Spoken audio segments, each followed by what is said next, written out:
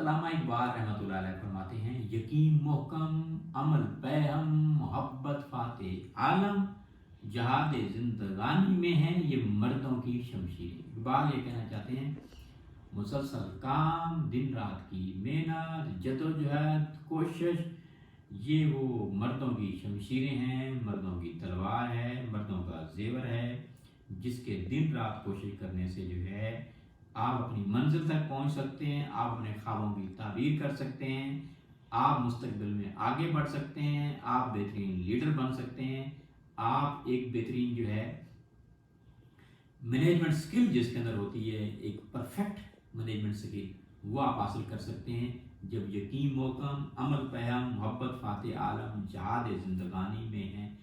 ये मर्दों की शमशीरें। आप दुनिया की और आखिरत की कामयाबी तब हासिल कर सकते हैं जब ये चीज़ें आपके अंदर मौजूद होंगी।